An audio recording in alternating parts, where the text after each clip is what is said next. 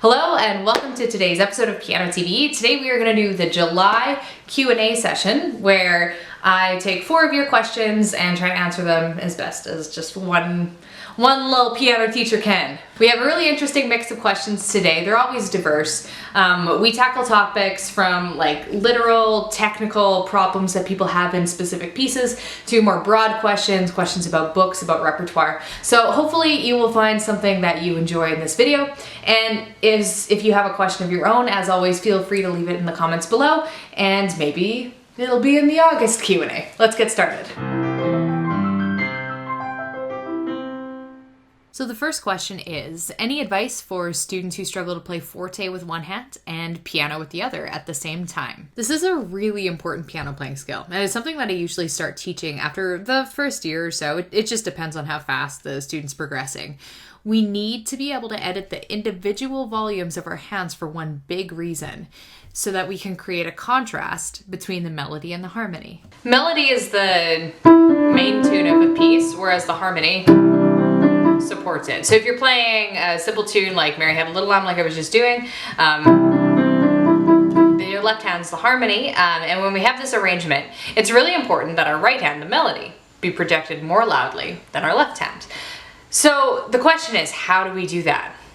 Well, one exercise that I've had my students do is starting simple. The notes are simple, but the concept is difficult. So we can do simultaneous pentascales, just like a C 5-finger scale, in each hand. So we start at the same volume, and you can even go super slow.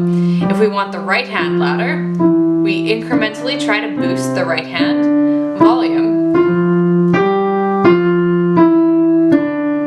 I just did that slowly and gradually while also trying to keep my left hand quiet. This is going to take some practice though. I've done this a lot and I'm pretty comfortable with it now, but when people first try it, you're going to find that if you're trying to make your right hand louder, your left hand is going to want to copy it, and it's going to be a little bit of a mess at first. That's totally normal. If you don't want to do scales, you can also just do chords.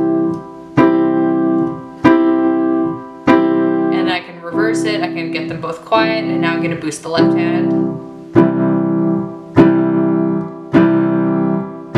Slowly and steadily. You can also do this exercise on a desk or other firm surface. You can just basically pretend you're playing a chord in each hand while slowly making one hand press harder and thus louder. You'll be able to physically feel it in your fingers if you're doing it right. Some people find this like kind of very tactile experience to be pretty useful. And it's nice too because you don't have to be at your piano.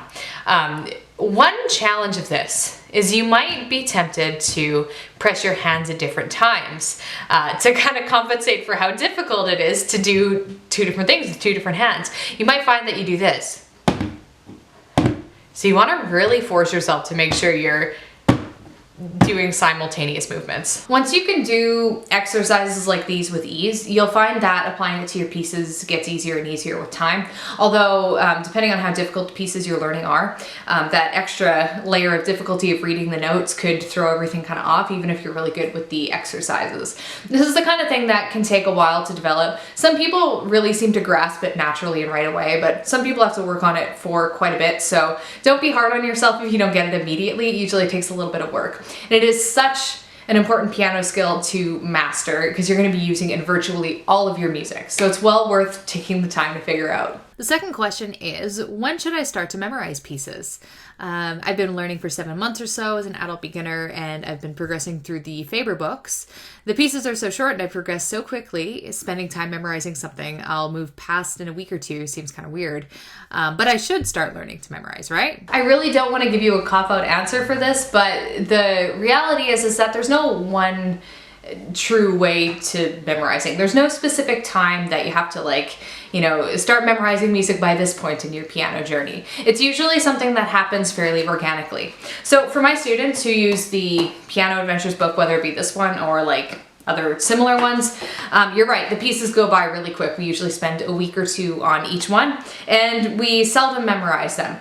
So the exception to that would be if they have an upcoming recital, exam, or performance of some kind.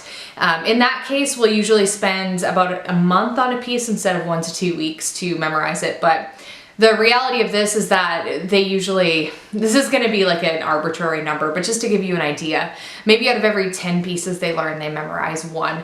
And it just depends on how fast they learn and what kind of performances are coming up. So most of my students do music from Piano Adventures when they're first learning as kind of like a guiding method, but we also do more challenging pieces here and there from some of my other books or maybe a book that they have. These pieces usually take longer to learn, about a month or two.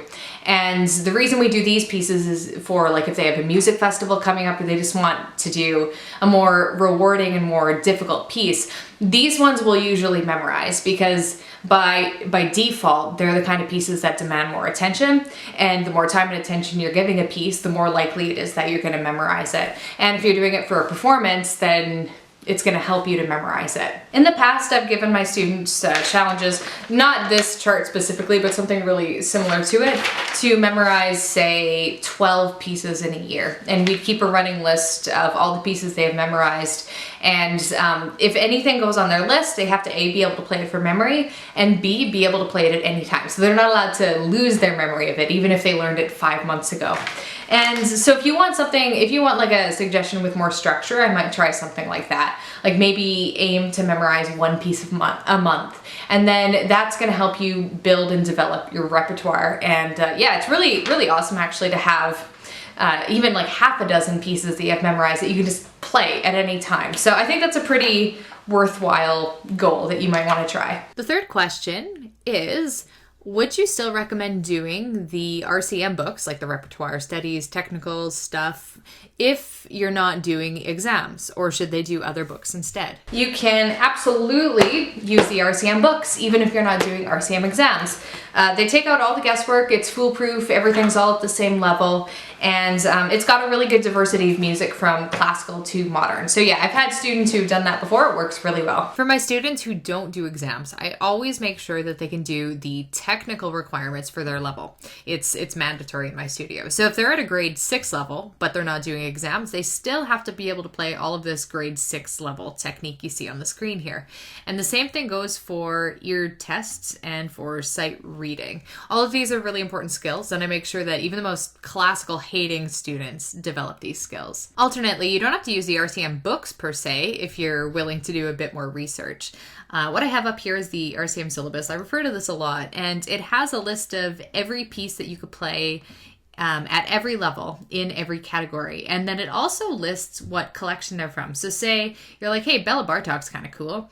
These 4 pieces from For Children 1 are all grade 7 level pieces. So it just gives you some insight if you want to buy individual collections. I've found a lot of really great books just by looking at this list and seeing what different collections there are. These books usually have pieces that are all at different levels though, so it takes a little bit more planning and more effort to go this route, but you end up with a more, what I consider a more rewarding music collection at the end of it, if that's something that you're into. Because I find with the Royal Conservatory books, you use them for the year that you need them, and then you pretty much never go back to them again. They sit on the shelves, collect dust, they lose their value. But with, like say, you have like Tchaikovsky's Album for the Young, or, you know, some of these like really important classic collections, you use them for many years because they span a whole bunch of different levels, and they're books that you'll be drawn to go back to again and again. Those are my 2 cents anyway. I'm a bit of a music collector, so if you're not, that's totally fine. Like either route is 100% awesome. And the final question today, how can I play 2 or more notes at the same time? My problem is accuracy and syncing everything up. It's quite annoying. Ah yes, the guitar strumming effect. When you press your fingers down and they all make a noise at different times.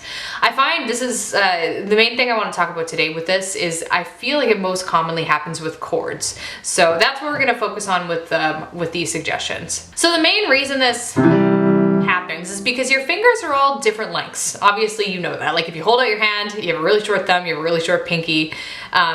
So the way that we correct this as piano players is with good hand shape. So when we curve our fingers, kind of like if you're holding a ball, this is about the hand shape you have when you play piano.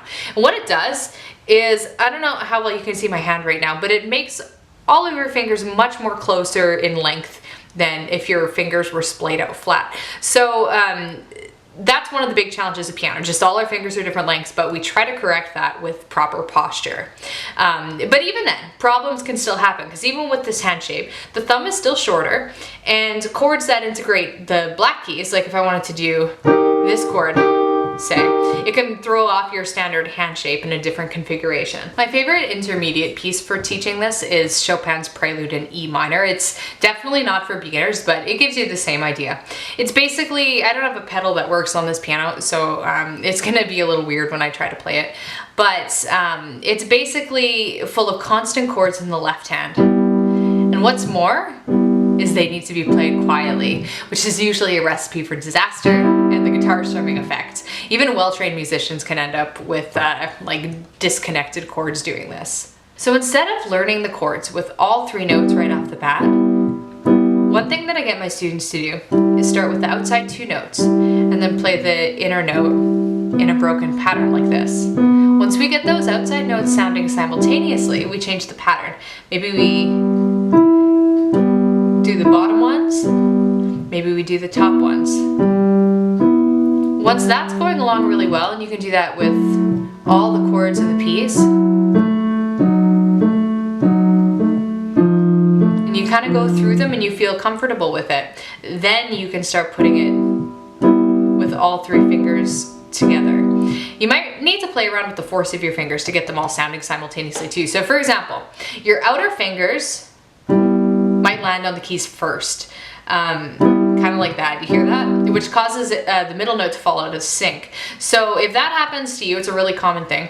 Just put some extra focus in maybe rearranging the shape. If your middle finger's spread out, it's going to cause a problem. So maybe make sure it's curled in and put in some focus to really make sure they're all going down together. It really is just a lot of trial and error. As for coordinating right hand and left hand notes, simple hands together scale exercises are great for this. Like even just little 5-finger scales is really effective for getting that coordination. I get kids doing this and it helps a ton right from the get-go. And that is all for today's Q&A video. As previously mentioned, if you have your own question that you want me to maybe answer, I usually select the 4 for the next month from this month's comments. I hope that made some amount of sense. So yeah, send me your questions, anything, any burning piano issues you're having, or just like general things. I try to pick questions that I feel will benefit the most people. So anyway, thank you so much for watching. I really appreciate you guys. Take care out there. Don't know why I said that. I haven't said that before. Anyway, I'll catch you in the next video.